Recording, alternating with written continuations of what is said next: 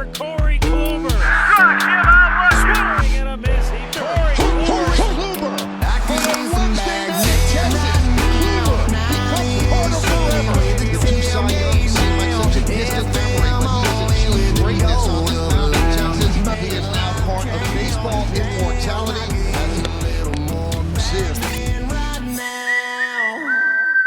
Alrighty, we got Rob Refsnyder of the Boston Red Sox, Arizona Wildcat legend, 2012 national champion, College World Series MVP, 5th round draft pick by the New York Yankees in 2012, debuted in July. He has played for the Rangers, Twins, Yankees, Rays, Blue Jays, now Red Sox. When are we headed to Baltimore, baby? You are the AL East. Oh, man, it is unbelievable. I think, who's the other one? Utility, Kelly Johnson? I can't remember, but yeah, it's people remind me all the time.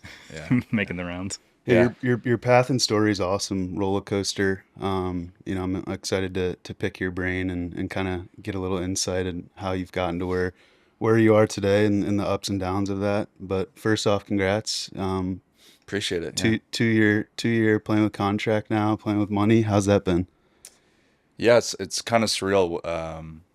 Just kind of going through that whole process earlier in my career. A lot of DFAs, options.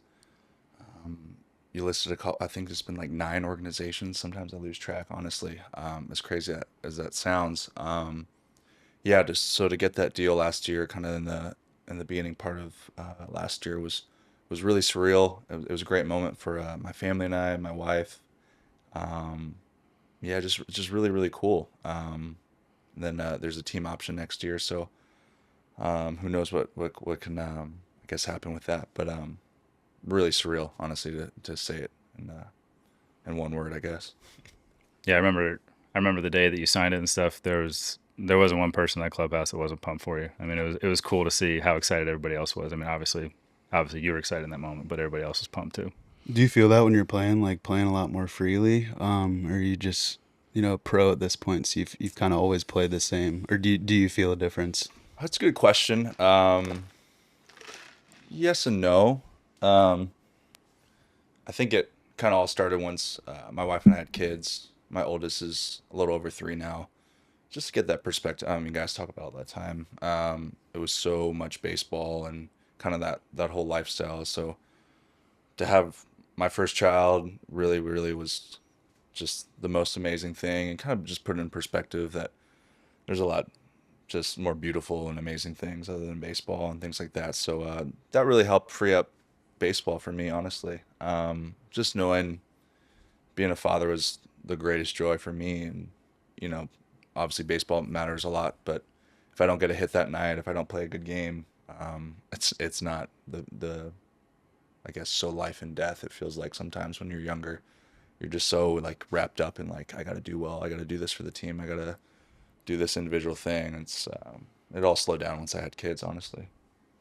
Yeah, I would agree with that too. I mean, I was struggling in the minors. We had our first kid, and like you said, it changes the outlook on things. It makes you obsess over good or bad games a lot less. And I think that can have a really positive impact for guys.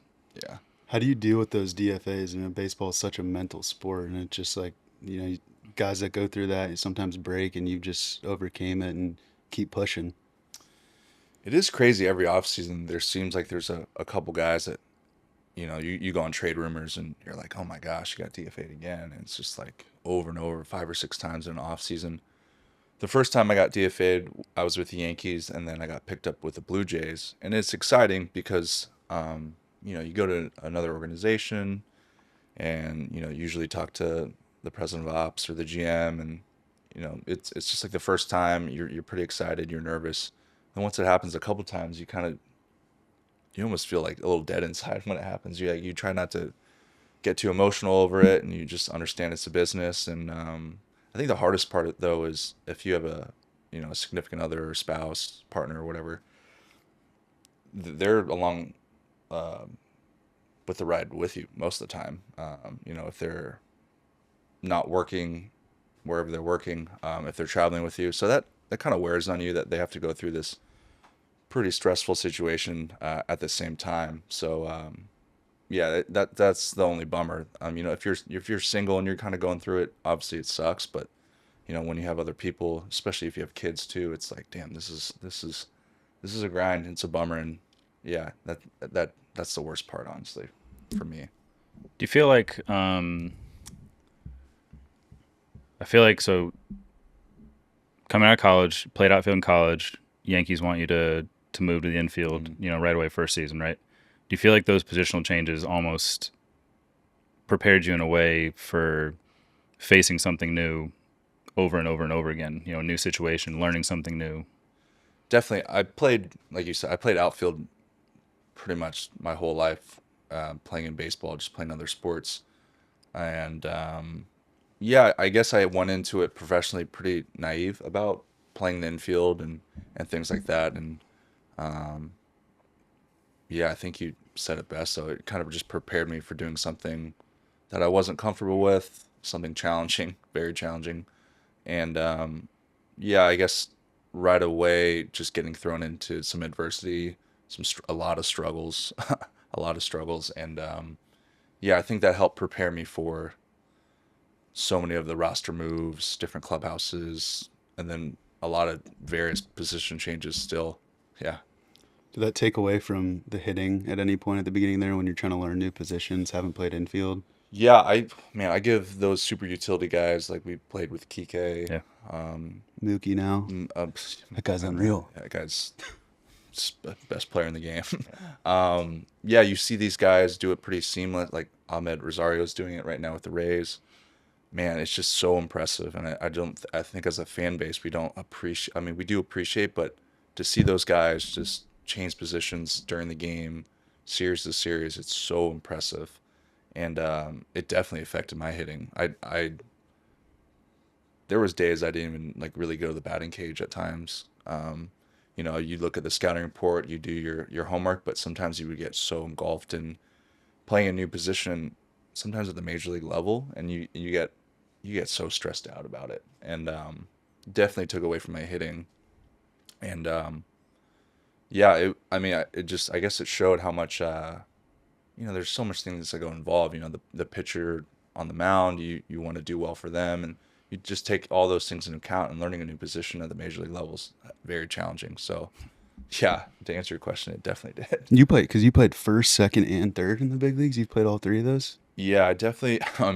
I remember it was an interleague game. One of my first years in the big leagues, we were playing the Mets. I was on the Yankees, and I was standing at third base in like the fifth inning. I was like, how the hell am I here right now? Like, what is going on? I was like, I don't even remember the last time I played third base. I'm like looking around the stadium like, what the fuck is going on? It only lasted a couple innings or maybe like an inning, but I just remember going back to the dugout and just being like, should I just take ground balls? Like, what is going on? So, yeah, I think first couple years, Teixeira might have gotten hurt, and we kind of just needed some at bats at first base, and then started at second base. Yeah, so I bounced around a good amount in New York, and then yeah, bounced around a bunch. What does that look like? A big league ground ball coming in, trying to learn the infield, and you're just getting, Especially at third base. Yeah, I was just thinking like you. Not great, honestly. I'm not gonna lie. Like, especially not having, I think you look at some of the best super utility guys, and they were mostly shortstops coming up, and shortstops in college and throughout their high school career. So definitely at a disadvantage just playing outfield my whole life. But I think it kind of speaks volumes of like really, really good coaches. And Carlos Mendoza was my first infield instructor. He's now the manager for the Mets. I think he's going to do a great job with the Mets. But I just having great coaches and people that really care about your development. Carlos Mendoza was that first guy for me that was like, hey, like I'll stay at the field as long as you want, as much as you want to work. Like I'm there for you. And I was like, wow, this guy really, really cares and values like how I'm doing as a player in person. And I was like, so when Carlos got hired, there was like a text thread of some of my buddies that I came up in the system with, and we were just like so happy for him, and exchanged a couple texts with him, and just an awesome guy. The relationships with coaches is, I think, one of the underappreciated things. From the outside, I don't know if people realize how important that is. Talk about bouncing around and having to adjust to new coaches learning you. I thought that was one of the most complicated things for me once I left Cleveland and had to get used to new places. That sort of feeling out period, the trial and error with coaches, was always difficult. Especially for you. I mean, you were in Cleveland for such a long time with the same coach, right? Yeah, for a while. Yeah, and I think people don't realize you're really doing it on the fly, right? Like you maybe have spring training to build those relationships, but then you kind of get thrown into the fire, and winning, losing big games, and trying to build that relationship. And whether it's mechanical cues, mental things, it's a challenge, right? Like I think as an industry, we undervalue, I wouldn't say managers, but I guess the whole staff. Yeah, everybody else that's not the guy. Salaries aren't super common knowledge of the staff, but I mean, I think you look at a guy like, for us, let's just say, like Kyle Hudson's our third base coach. He was the first base coach last year, and just how much time and preparation he does away from the field. And his wife and my wife are pretty close. He's got 3 daughters, and I mean, it is insane how much time and effort he puts in, and like the tips on pitchers he gets for stealing bases, outfield adjustments. I mean, I'm not a fast guy at all, but he got me 5 or 6 stolen bases just by like coming over and be like, hey, go on this pitch, or like, hey, like this pitcher does this in this count, or like he takes 2 breaths when he goes, like just those intricacies that only an exceptional coach would know, or a video staff. But I mean, those guys can win or lose games just by getting guys in scoring position. I just think as an industry, like, Definitely not appreciated. Yeah, I just don't think appreciated enough. They spend more time in the field than players do. I mean, our bus is a late bus. We were talking about on the way in today. It's at 3, and their bus will probably be at like 1:30. Yeah, and they're not really doing anything other than just preparing for the day for us, so everything is as seamless as possible. So it's pretty cool to see those guys day in and day out. When you're going through these ups and downs throughout your career, through the lows, who are you going back to in the off season hitting with? I know you've worked with Teacher Man a little bit. I would love to hear about his concepts and theories and like what you've tried to work on as you've gotten better throughout your career. Yeah, so hitting's been a real journey for me. For sure. I remember early in my career, I don't know if I told you this, like Hudson Street, really successful, good reliever. I think it was with the Angels at the time, and it was like a 2-0 count. And I remember his body language shaking off a pitch. He was like emphatically, no. And then like looking back, and he threw a fastball, and I rolled over. And I think the catcher put down like an off speed, and he was just like, no, I'm just going to throw the fastball. Like, this guy's an out, like easy out. And I was for like 2 years straight in the big leagues. It's just like go up there and you're just fighting every at bat. So, but the whole hitting journey with Rich, who's known as like Teacher Man in the whole hitting, I guess, world, started after 16. 16 was the first year I started kind of like platooning against lefties, and I didn't slug, I didn't hit. I don't think I had any homers in like 100+ at bats. So the Yankees were like, that was kind of like the whole, like the launch angle thing kind of started. The beginning of it, right? And they're like, hey, like your damaged pull side isn't great. Like, make some adjustments. And then the same time, my agent, PSI, who represents Aaron Judge, was like, hey, we have this hitting guy. We'd love to, maybe set you up with him. I've already had a couple conversations like, hey, how to like do more pull side damage, how to this and that. And then, he flew down to Arizona and Aaron and I had a couple sessions with him. And with just watching Aaron with him, I was like, this looks different. Like, this guy's going to have, and like Aaron was joking in the cage. I remember like, dude, I'm going to hit 50 home runs.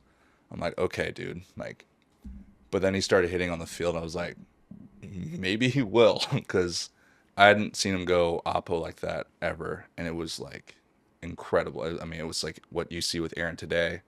It was just night and day. And for me, like, I had predominantly been more of like sit on my backside already.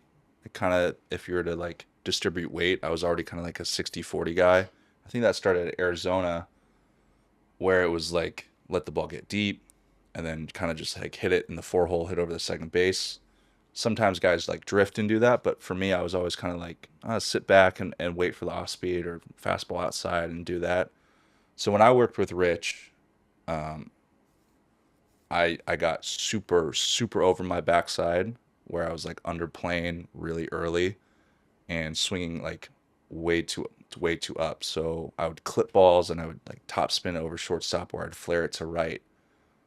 But Rich was great. Like, Rich's communication, he's always texting. He really cares. I know in the hitting industry, Rich is a very let's just say, like a very polarizing figure. But if you work with him, that guy is like another Carlos Mendoza, where he's just like always texting, always making sure.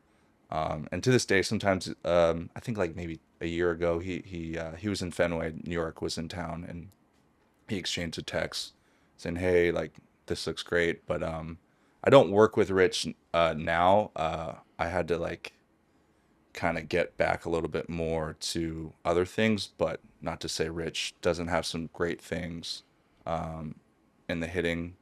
But you know, I think sometimes as baseball players, we get, or like a hitting industry, it's kind of like, this will work for everybody. And it's like, no, that you got to just pick and choose what works for you. Like, I think you look at like Lotta, Wallenbrock, Rich, they all have amazing things that can help so many different people. But sometimes the things that they are known for can really hurt hitters too. So it's been a wide arc of learning from a lot of great hitting coaches in the off season, to answer your question. I think as players, sometimes we get caught maybe forgetting who we are as a player, and you chase, something that somebody else does. But to have the perspective to work on something and then, revert back to, or realize, this is taking me out of my element. Sometimes guys never get to that realization, and they just keep spiraling, dig themselves in a hole. Yeah.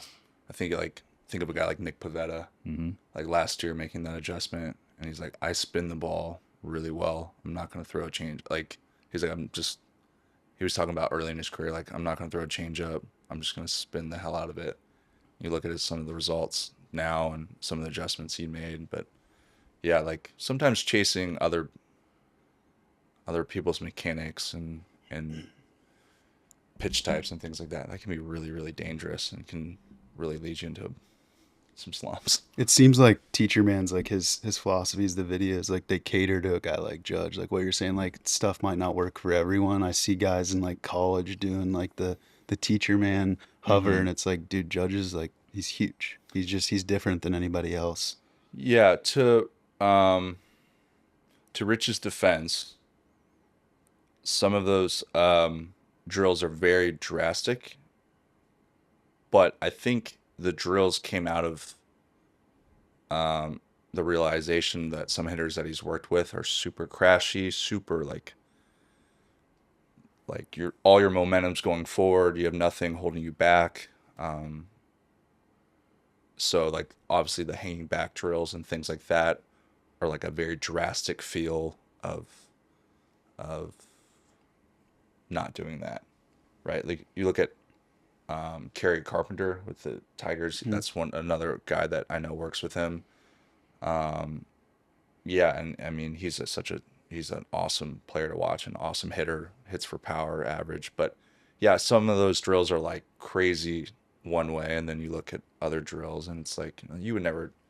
I mean, you've done some hitting drills. You're like, I would never hit like that. Right. But it's just like the drastic field of like trying to get you out of your comfort zone and things like that. And I know when Aaron worked with him initially, he needed to get out of the comfort zone of like pushing his hands forward and going like forward and holding back. And obviously there's good and bad things of staying behind the ball that much and hanging back. But I think if guys really are curious to work with Rich, you should pay money and go see him. And It's probably not a self-taught method where you watch a TikTok video and all of yeah, a sudden, that's the dangerous part. That's what I'm saying. College guys are That's that dangerous. People are doing That's it. Like anytime you watch any hitting video, it's dangerous just to like watch that and do that. You Like, got to know the purpose. I would definitely invest some money and go see him and film everything.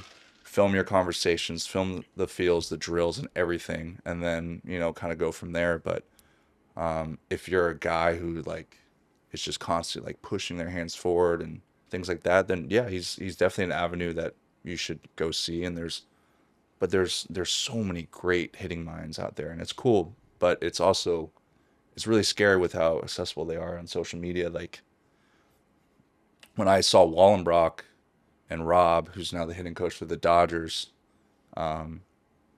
like I went out there for like 2 weeks and I just invested some money and some time to really like work through some things and some feels too. So I just think sometimes we just like, oh, we like that and we're going to go try it. And What are those crash courses like? Because I hear guys talk about going and hitting, with guys in the off season, and it's like you said, it's a 2-week sort of it's a boot camp. yeah, like It's like, hey, you're trying to let's do it. you're trying to erase however many years of working on something, and it's like you got such a finite time to figure out if it works for you, reprogram like your brain Yeah. and everything. Like You said it pretty well. It's like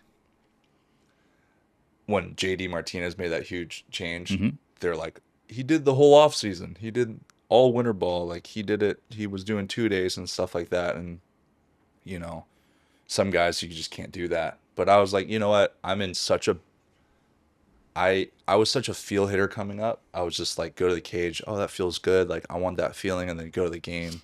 But it was just a feeling. There was no like there's like very little video that I used that were like, oh, that's a benchmark I want. Like this is how hard I want to hit it in the cage. This is where I want to hit it in the cage. It was just like, oh, I feel good. Let's do it. And then, when you start platooning in the big leagues for the first time, like those feelings are like when you're playing every day. they're But, fleeting, like, right? it's like, hey, go pitch it against Chapman. And I was like, I don't feel good. Yeah. I'm probably not going to feel good against this 101 mile per hour ball coming at me. So that's kind of where I was like, I need to just learn about hitting. Like I have no baseline of hitting. So that was kind of like, hey, like what are your benchmarks? Like what do you like looking at video? Who do you like studying? What are some drills? Like why? So I went to Wallenbrock and I would just like listen, because they had sessions like going through. Like, people were desperate throughout the whole day. It wasn't. Yeah. It was like. They were booked up. And I thought it was cool. They were doing different drills for different people, and it didn't feel cookie cutter. Yeah, so they give you like an old CD-ROM, like, and they're just like, here's all the sessions, and it was very old school, but it kind of just helped me on that path of like, I need to like just learn about hitting. And like you said, you're not going to like reprogram yourself, but you learn a lot. And some feels are great. Some feels I'm like, for my body, for my approach, like I don't know if that can work for me. But you just kind of like learn from these guys that do it all day, every day. It was really cool. I mean, Wallenbrock's kind of like, everyone knows about Wallenbrock as a hitting industry, and then Rob is obviously doing some amazing things in LA. And but like Cody Atkinson, I think he's the hitting coordinator for the Rangers now. I met him in 2019. My career would be over if it wasn't for him. And then 21, Borgs, who's now the hitting coach for the Orioles, like he helped my swing get so much better. I'd be out of baseball if it wasn't for him. And then now Fatsy with the Red Sox is like giving me even more confidence, just like keep learning about hitting. And I think hitting's like definitely my passion. There's just so much to learn and so many different avenues for guys to go with hitting.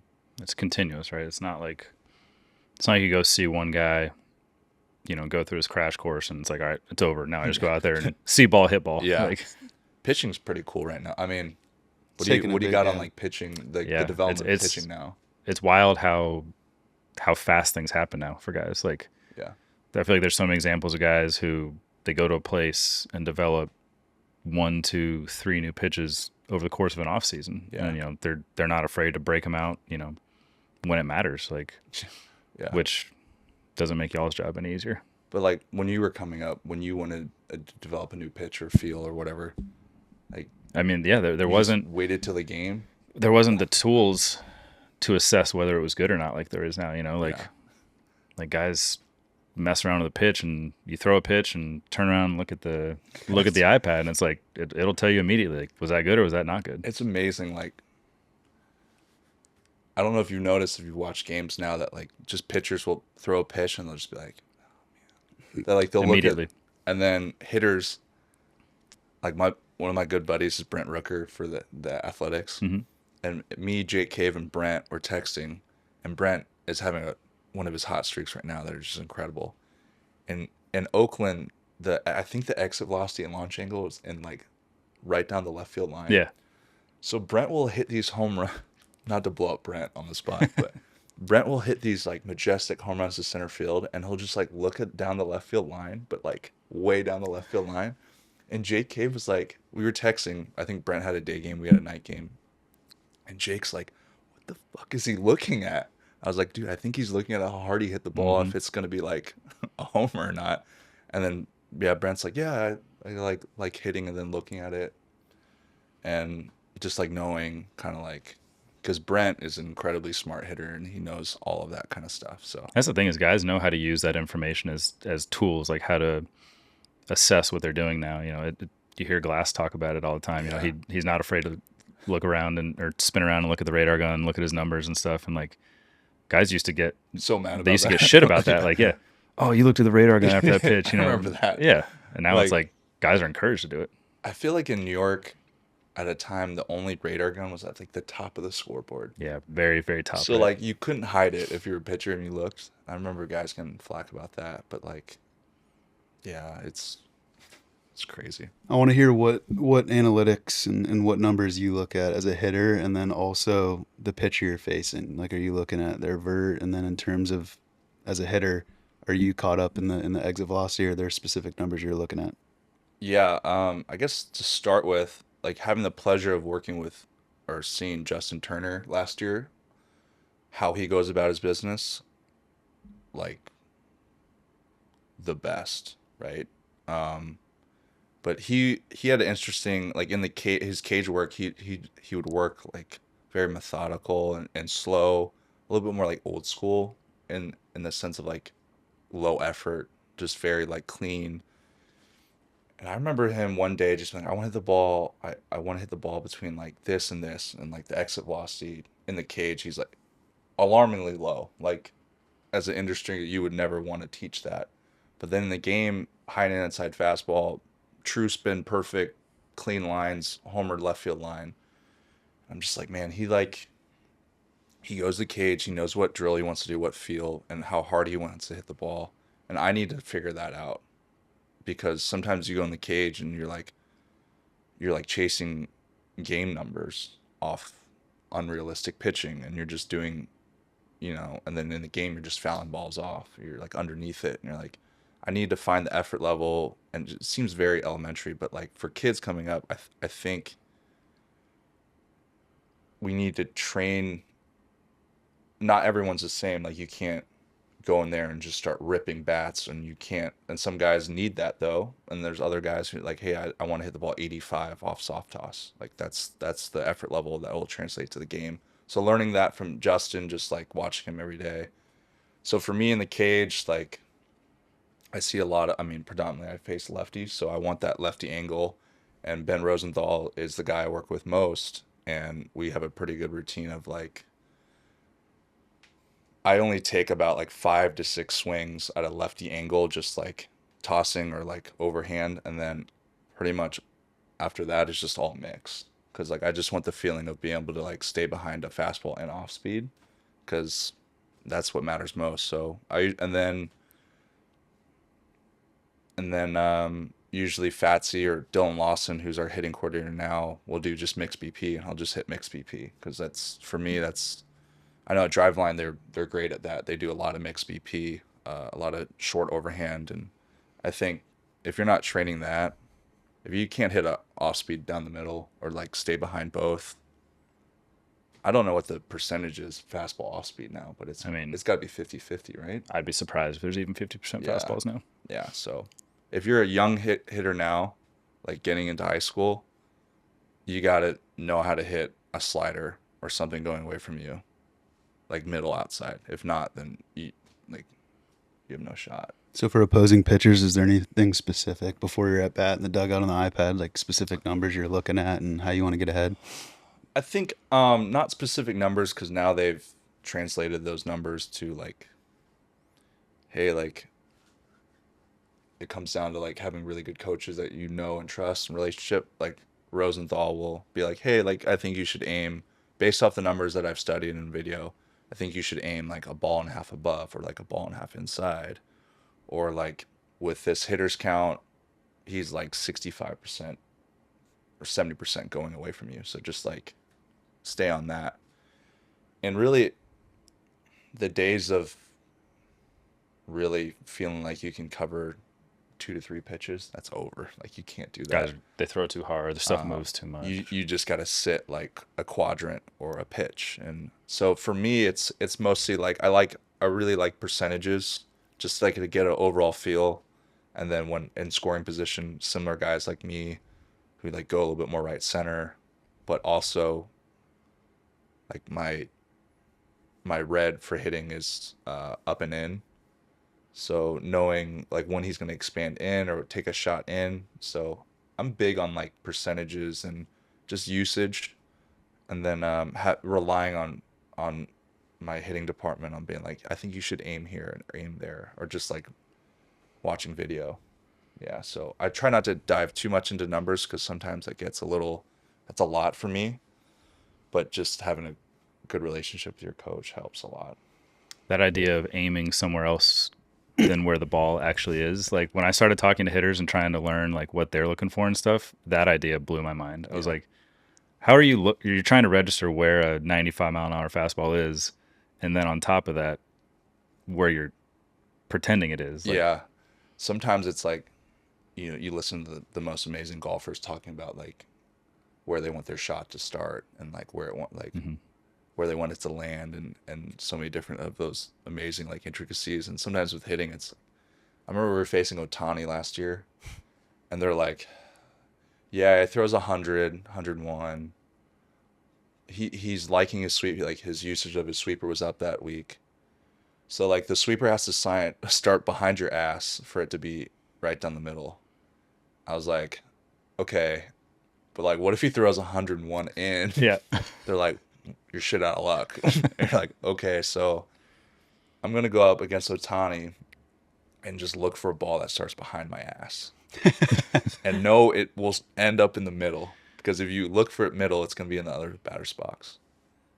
And like sometimes you look at these videos of Pitching Ninja and you're like, I mean, how do we ever get a hit sometimes? But it's I think a baseball is just an amazing place right now. Just pitchers are so good, and hitters are, some of the swings hitters can get off, and baseball is just, it's amazing. Yeah, right now. It is. It's a different era right now. I was talking to one of my buddies the other day. He's playing second base for the Brewers. He was up last year, struggled a lot, and it sounded super simple, but he was just talking about the difference in AAA fastballs to big league fastballs. He's like, last year, dude, I'd swing at a ball right down the middle and just tip it, go down to AAA the next week, and I would hammer it. He's like, that's the small difference between AAA fastballs and big league fastballs. Like, you can't identify why you're just clipping it, but they're that much better. Yeah. There definitely is a mental block of getting AAA to the big leagues. Some guys just get over like, oh, this is the same. And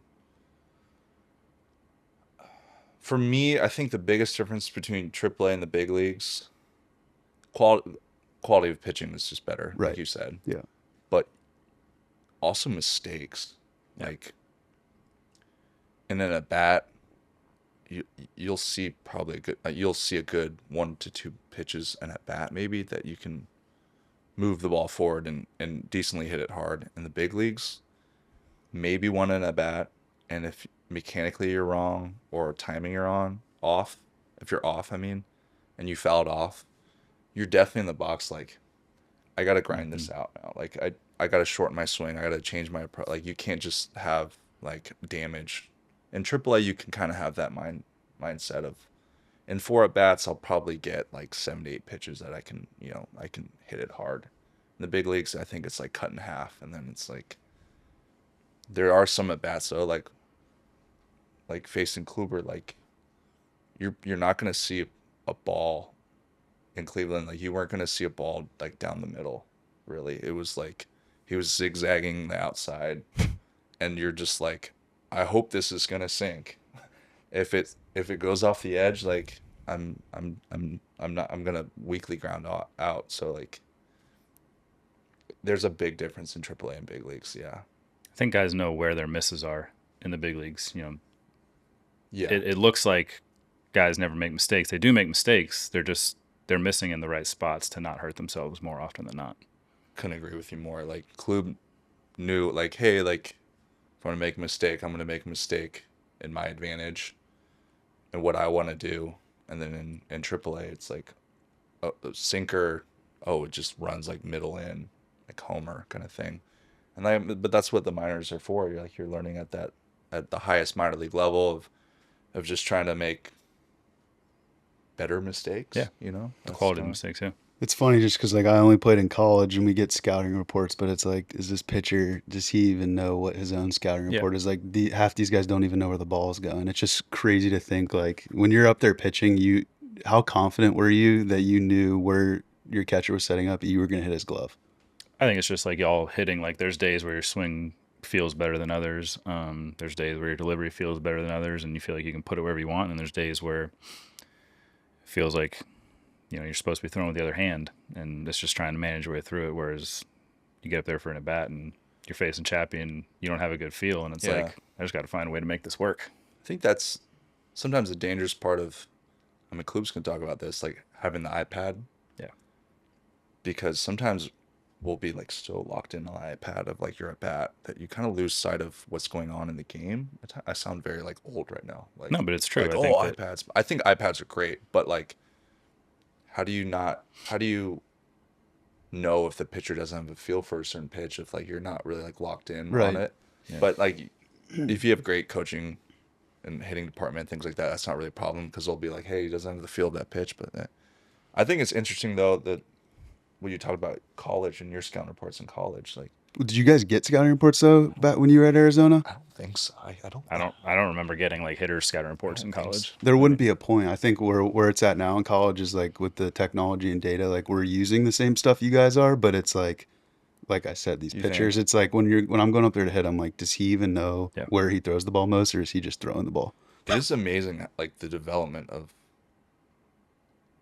a college, like how fast they are accelerated to the big leagues now. Or like, it's got to just be college baseball's better, right? I think amateur baseball Just in amateur general is baseball probably is better, better, right? you Like, think? I think the drafts are heavy college now. yeah, Right. Like, I think more guys are just going to college. Maybe the NIL is part of that. The SEC in specific. I mean, it's unfortunate what's happening with the Pac, but like the SEC is as close to, I mean, high A ball as it gets, probably, right? In terms of the talent there now. Like, look at the Rangers had Wyatt. Mm-hmm. Yeah. Just incredible college career, and then going to the big leagues. And I wonder if it's like, is the development in college just getting really, really good? Where like they have all that technology. Obviously, it's probably not as good as the big leagues with like being able to translate that information. It's still probably really good, but I mean, in college, if that pitch is going to be major league quality or not in college. Yeah, they have the tools to assess it and until then you hitting, like does like, this.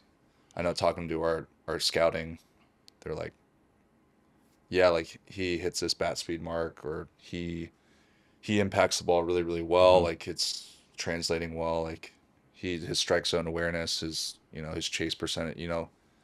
I think we just can like that guy's. I think probably scouting has more tools now than just eyes Yeah. to assess guys. I really think we just like in college, when I was in college, you just go to the top step and you're like, that was a curveball. That was a curveball.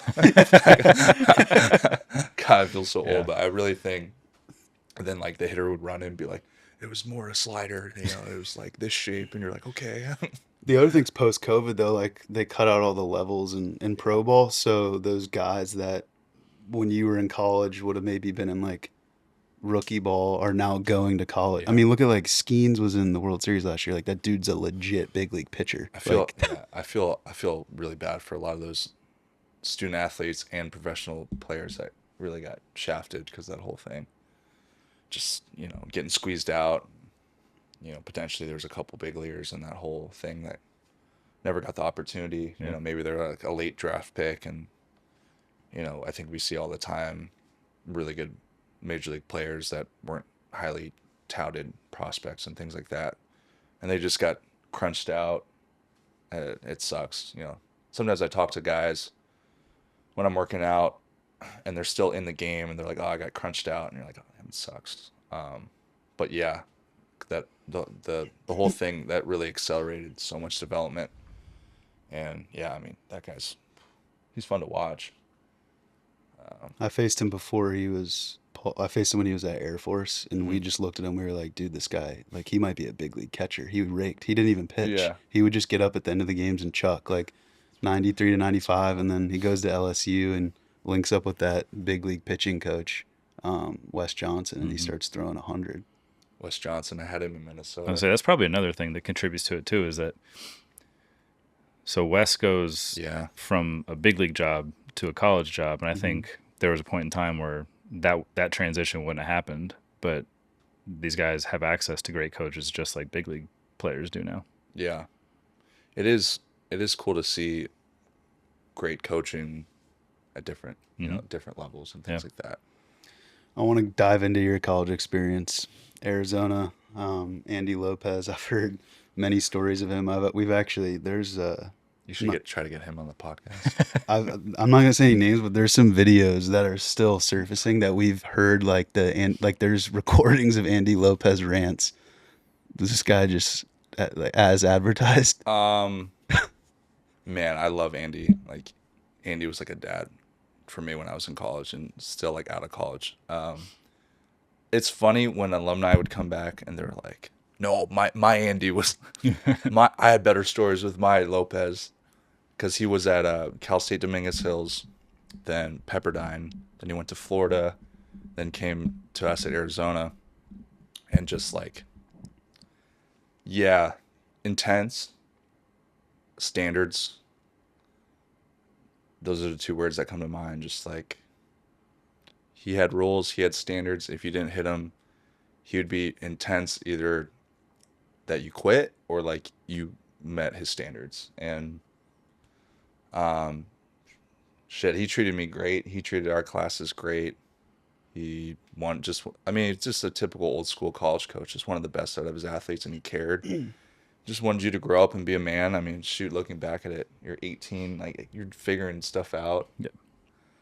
How to cook, like, without burning the kitchen down, like making sure whites and colors don't, like, you're just like learning on this. And he was, for me, like, he was like the best of just trying to navigate how to go through college and grow up. And, you know, I still text him once or twice a year. He'll talk a little shit or be like, hey, good game, you know. But yeah, for me, he was the best. And yeah, some of those stories are like elevated now, like, but there are some stories that are very true. Very true. Were there guys that couldn't handle it? Because we had some dudes from those Lopez teams that came back and coached us. And playing for Jay my first 3 years, like, he was definitely hard on us, but all those guys that came back would be like, dude, you have no idea. Like, you guys are so soft compared to these old teams. Like, Lopez would have chewed all you out. Yeah. One story that comes to mind, we were playing bad, and he made all of us stand on the line. All of us stand on the line, and just was like, I can't remember the exact words, but he just basically, one by one, put you in front of the team, and you had to like raise your hand up or down if you thought he was like all in on the program. No way. So like roommates were going against roommates, and like it was crazy. Yeah, Divide the just room quick. This is on the field? on the field in front of your whole peers, and he's just like, let's just get this over with. No way. Like Tyler, like come up. Do you think Tyler's a part of the program? Is he bought in? And like some guys would be like, boom, and other guys would be like, I don't know. So it was just like, oh damn, like there was just like complete honesty. Yeah, but to answer your question, he was way too intense for a lot of people. But if you could get through it, man, like baseball seemed like a breeze, and just he was more preparing you for life. I think really honestly, I think he just wanted you to become like he wanted you to grow up, and life's tough. Man. Like life's really tough, and like some of the things like he gave us, like he was old school. He would give us like handouts and like really good quotes, like Churchill quotes comes to mind, and other like just really like good motivate. It was like mental stuff before mental stuff got just like toughness and quality of life stuff. And I still have it. I still read it sometimes in the off season. It's just great. It's great stuff. And yeah, he was just preparing you for life. And It worked. You guys won the Natty. yeah, that was cool. Caught the last out. That was cool. What was that like playing TD Tyler was there. Ameritrade? Really? So the first year, my dad took me to Omaha was 2012 and go watch all the games. Arizona, Great stadium, huh? yeah, Arizona wins the Natty, and that was the reason it was my dream school from That's pretty cool. 2012 on. But kind of talk about that run and what it was like playing at TD in front of all those fans. South Carolina, are they going through a three-peat that year? Yeah. So yeah, you guys had a juggernaut you had to beat. Yeah, Christian Walker, the first baseman of the Diamondbacks, he was their stud, and like Michael Roth, I think. But I mean, you know how it is in like college, around these guys every day, all day. So to be able to, there was a bunch of us that played our freshman year because Lopez like ran out the last. It felt like he ran out the last class because he thought they were too soft. So he was like, he brought in a bunch of freshmen, Wazakowski. Yeah, I want to talk about him too. Yeah. Was. And he played a bunch of us our freshman year, so we like kind of went through the ringer. We made a bunch of mistakes, but learned, got better sophomore year, and then junior year, we felt like Lopez didn't even really do anything junior year. He would just be like, "All right, go practice," and he kind of just let us do our own thing. It almost felt like we could like, I feel like the best teams are kind of self-controlled anyways. Yep. He kind of did like the whole like Phil Jackson, John Wooden thing, just be like, just like go play hard, which was cool. Like because freshman year it was like, I don't know if I can do this anymore. So yeah, just to like play a bunch of fun baseball with like your best buddies at the time, and then end up winning it. Like you talk about winning it, but like we actually did it, so that's pretty cool. And then seeing those guys, some of those guys in the major leagues, that's pretty cool. Like Joey Rickard was a center fielder, seeing him with Baltimore, and a couple guys made it up to the big leagues, which is really cool. I think Montgomery was on that team too, South Carolina, right? Jordan Montgomery. I don't know if Monty was or not. I mean, I don't know. I might be a lot older than Monty, but he did go to South Carolina, though, right? I think he just was like redshirting or something, but Maybe. yeah, you guys were loaded that year. Did you feel like did you know you guys were gonna win or no? Like you just had that feeling, like were you guys the underdogs, or going into that tournament were you like, we have a good shot?